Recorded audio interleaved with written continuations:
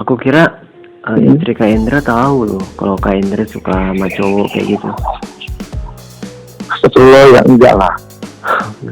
Kalau misalnya tahu gimana? Ya bahaya lah.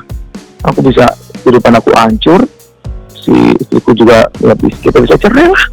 Kita bisa, udah selesai lah udah hidup aku. Gitu, kamu mau hancurin hidup orang di atas kesenangan kamu gitu, ngeliat orang lain hancur gitu. Kok kamu tega? Kok Kak Indra bilang aku bakalan senang? Ya nggak tahu deh. Apa yang akan kamu perbuat buat Aku aku? udah bilang aku nggak cari sensasi. Nah terus apa dong?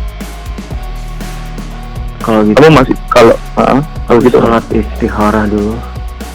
Nah, terus? Kak Indra udah sholat belum? Ya ini mau sholat, mau